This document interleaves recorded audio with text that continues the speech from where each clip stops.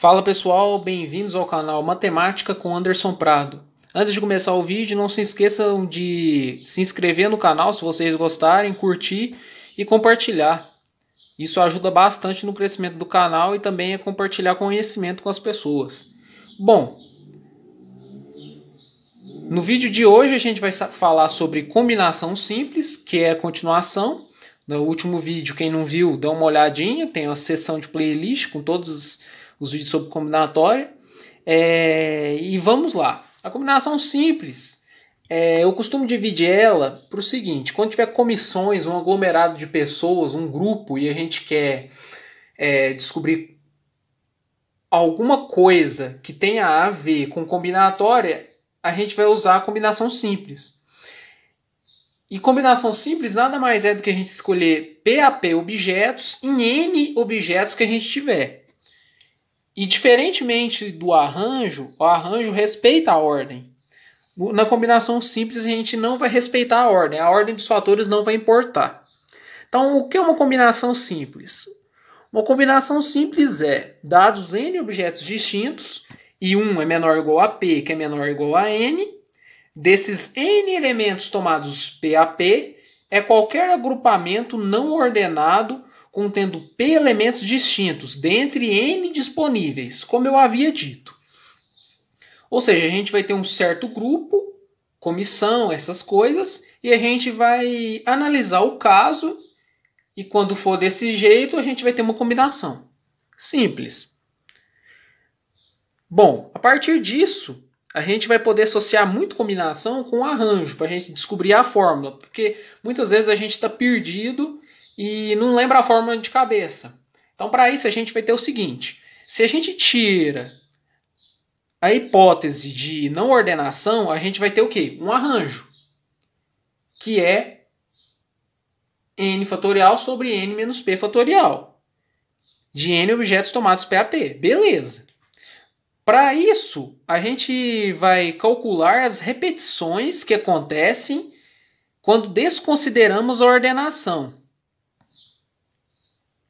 e dividir o total de arranjos por este número. O que vai ser? A gente vai pegar o arranjo e vai dividir pela não ordenação. No caso aqui é a ordenação, certo?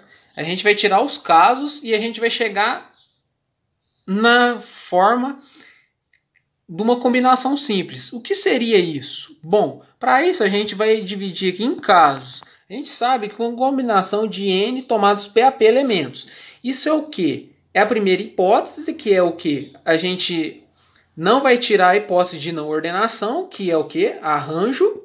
E a gente vai dividir por PAP elementos tomados. Que a gente vai nada mais, nada menos que desconsiderar a ordenação e dividir o total de arranjos desse número, que é a segunda hipótese. Então isso nada mais é do que o quê? Eu pegar A de N a P, o arranjo, e dividir por PAP elementos, que é o quê? P fatorial. Se a gente for ver isso nada mais é do que separar em dois casos. O primeiro caso a gente vai ter o arranjo, e o segundo é o quê? 1 sobre P fatorial. Isso em notação a gente vai multiplicar um pelo outro, como está aqui no caso, e a gente vai ter o quê? N fatorial sobre N menos P fatorial vezes 1 sobre P fatorial. Isso é o quê? N fatorial dividido por N menos P fatorial vezes P fatorial. Logo, a fórmula da combinação nada mais é do que essa. Beleza. Foi a teoria, a gente já sabe utilizar a fórmula para resolver um exercício. Então vamos resolver um. Por exemplo, temos 5 pontos sobre uma reta e 5 pontos sobre uma reta paralela à primeira. Como aqui no desenho. Eu desenhei aqui para ficar mais fácil da gente visualizar. A gente vai ter essa primeira reta e a segunda reta. Beleza. Na primeira, 5 pontos e na segunda, 8 pontos. Beleza. Então, quantos triângulos e quantos quadriláteros convexos? Convexo nada mais é do que nenhum segmento de reta passa por fora do polígono. Por exemplo, aqui nesse caso vai me importar pelo seguinte fato. Para eu formar um polígono, eu não vou poder pegar, por exemplo, para formar um triângulo, que a gente sabe que um triângulo é composto por 3 vértices. Então, se a gente considerar cada bolinha como um vértice, a gente não vai ter um triângulo se a gente pegar 3 segmentos, 3 pontos seguidos, consecutivos, certo? Então, isso quer dizer o quê? Para ser convexo, a gente vai ter que analisar os casos. A gente vai poder pegar o caso. Como a gente sabe que um triângulo tem 3 vértices, a gente vai considerar um vértice aqui. E para ele formar um triângulo, ele teria que ter 2 vértices na reta paralela abaixo. Ou a gente poderia pegar um aqui e outro lá distante. Seria um triângulo. Então agora a gente vai ter que analisar os casos para isso. Ou simplesmente a gente pode inverter. Eu posso pegar um ponto aqui e ligar a 2 daqui. E assim sucessivamente. Então para o triângulo o caso vai ser um pouquinho mais chato da gente resolver. Mas é coisa simples. O que a gente tem que fazer? A gente tem que ter uma ideia. Bom, a gente vai ter que dividir em 2 casos, como eu havia dito. Eu vou dividir o caso primeiro, que é eu pegar o primeiro vértice aqui da reta, que tem 5 pontos, e vou ligar ao quê? 2 pontos aleatórios da segunda reta. Então isso é o quê? Eu estou pegando P elementos, eu estou pegando N elementos, aliás, em P a P. Então, se eu pegar um elemento aqui, eu vou ter quantos elementos para pegar do lado de cá? Eu vou ter 8 para escolher, mas eu quero só 2. Isso é o quê? Se a gente for analisar e colocar, a gente vai ter combinação de N a P. Isso é o quê? Eu tenho quantos elementos? 5. E vou escolher quantos do outro? 2 elementos. Isso significa o quê? Isso é uma combinação de 2 a 2. Pelo princípio multiplicativo, porque a gente ainda tem que analisar o outro caso, que é o seguinte.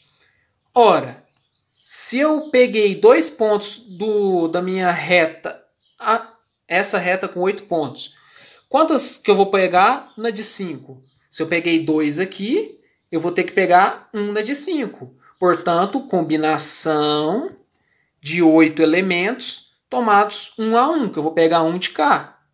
Beleza? Pelo princípio multiplicativo, a gente resolvendo a combinação, a gente vai chegar aqui, isso é o quê?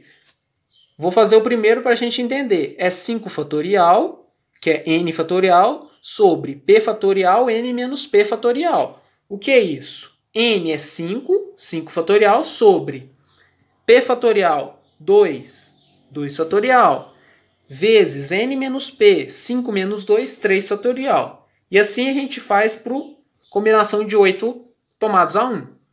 Beleza. A gente resolvendo isso, a gente vai ter 80. Agora a gente tem que analisar o outro caso. A gente vai analisar o caso em que eu pego um elemento apenas daqui, ligado aos elementos da segunda reta paralela. Ora, o que significa isso? Eu vou pegar 5 elementos tomados 1 a 1 nesta reta. Isso significa o quê? Agora eu vou ter que analisar o segundo caso. Se eu peguei um elemento aqui, quantos elementos faltam para eu ter um triângulo? Faltam 2 vértices, então eu vou ter que olhar na segunda reta. Isso é o quê? Combinação de 8 a 2. Logo, resolvendo o fatorial, a gente vai ter 140. Somando os 2 casos. Aliás, pelo princípio multiplicativo. A gente vai resolver e vai chegar a 140. Agora, pelo princípio aditivo, a gente vai somar os 2. Porque a gente descobriu, tanto para 2 casos, quando a gente pega numa reta, a gente pega 2 vértices em uma reta, tanto quanto numa reta que tenha 8 elementos, a gente pegou e separou os casos. Então, quando a gente separou esses casos, a gente tem que unir. Então, isso lembra o quê? Princípio aditivo. O princípio aditivo me diz que basta somar esses elementos. Portanto, 80 mais 140, 220. Certo, pessoal? Logo, a gente tem que resolver agora para o quadrilátero. O quadrilátero é mais fácil do que a gente pensa. Por quê? Porque a gente sabe que um quadrilátero ele não pode ser resolvido pegando os 4 vértices. Ele não vai ser convexo, não vai ser um quadrilátero. Então, para ser um quadrilátero, a gente vai ter que pegar 2 vértices em cima e 2 vértices aleatórios embaixo. E ligar. certo? Bom, a partir disso, o que a gente vai ter? Pelo mesmo princípio anteriormente visto, só que agora vai ser mais fácil, porque a gente não vai ter que dividir em casos. Se a gente pegar dois vértices em cima, a gente vai ter 5 elementos e tem que escolher de 2 em 2. Então, combinação de 5 a 2. E no elemento de baixo, também 2. Então, combinação de 8 elementos totais numa reta, tomados 2 a 2. Isso é o quê? Combinação de 8 a 2. Se a gente resolver essa conta, a gente vai chegar no valor de 280. Ora, a priori, a gente poderia resolver essa questão de um princípio diferente. O que a gente poderia fazer? A gente poderia simplesmente agrupar todos os casos, porque a gente sabe aqui que ao todo a gente tem 13 pontos, que são 5 pontos numa reta e 13 de outros. Se a gente for analisar isso, a gente vai chegar também no mesmo resultado. Só que nesse caso a gente tem que subtrair disso os casos em que a gente vai considerar todos em que eles não sejam convexos. E a gente tem que subtrair os que não são convexos, porque a gente está contando tudo. Quando a gente pega 3 elementos, a gente pode pegar, por exemplo, elementos que sejam um ligado ao outro. Isso daria errado, certo? Só que aí para isso a gente vai tirar os casos, tornando a atividade muito mais fácil. Como por exemplo, igual a gente estava citando, nos casos dos triângulos a gente poderia resolver esse problema da seguinte forma. A gente sabe que tem 13 elementos, então a gente tem uma combinação de 13 elementos tomados. Quantos elementos? A gente quer um triângulo, então ele tem 3 vértices, 3 a 3. E a gente subtrairia os casos de cada um. Vamos supor, eu não posso ter nessa reta um triângulo se eu ligar 3 pontos consecutivos. Isso não forma um triângulo. Então, subtrair a combinação de 5 tomados a 3. 3 a 3. E subtrair de novo também o caso em que seja combinação de 8 elementos tomados 3 a 3. Porque a gente novamente não pode ter um triângulo formado apenas ligando 3 segmentos ou 3 vértices consecutivos. Logo, a gente obteria a mesma resposta do item de triângulo. A gente teria 220 se a gente resolvesse essa expressão. Da mesma forma, a gente poderia resolver o do quadrilátero. Isso daí mostra que a combinação, ou qualquer exercício combinatório, a gente pode usar diversos componentes para resolver esse exercício. Então, a partir disso, a gente vai resolver um mais fácil para a gente se habituar e tentar identificar os componentes de uma combinação simples. Bom, de quantos modos é possível dividir 15 atletas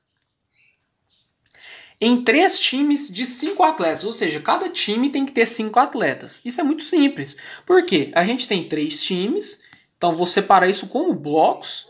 A gente vai lembrar isso de princípio multiplicativo. Então a gente vai ter o time A1, o time A2 e o time A3. Bom, isso é muito fácil a gente resolver pelo seguinte. A gente tem 15 atletas no primeiro time, no time A, e a gente tem que escolher 5. Ora, combinação. Eu tenho 15 atletas para escolher 5. Combinação de 15 a 5. Vezes. Bom, no primeiro time eu já escolhi 5, então me sobrou de 15 apenas 10 atletas. Portanto, combinação de 10 a 5. Novamente, eu já escolhi 5 no time A1, 5 no time A2. Sobraram quantos atletas para o time A3? 5 atletas para 5 escolhidos. Então, combinação de 5 a 5. A gente resolvendo isso, fica dessa forma de fatorial. Entretanto, se a gente for analisar, na maioria dos exercícios, a gente sempre vai deparar com alternativas desse jeito. Mas caso a gente queira resolver, basta a gente fazer como no exemplo anterior e fica muito fácil e prático. Bom, esse exemplo foi mais para a gente saber identificar quando a gente vai usar. A gente vai ter, por exemplo, comissões, equipes, grupos. A gente vai ter que analisar esse grupo, não necessariamente precisa ter uma ordem, não vai ter sempre uma restrição, como o caso, por exemplo, anterior de arranjo. Logo, para a gente resolver isso, a gente vai ter que só se situar no problema. A gente vai ter muitos elementos e a gente vai ter que escolher para esses muitos elementos distribuir certo número de pessoas ou de, vamos supor, de frutas e etc., para sucessivamente achar o valor que a gente quer encontrar. Espero que vocês tenham gostado. Se gostou, novamente, deixe o joinha e compartilhe para os seus colegas. Isso ajuda bastante as pessoas e até o mesmo canal a crescer. Obrigado e até mais. No próximo vídeo, a gente vai falar sobre permutação com repetição. Abraços, pessoal!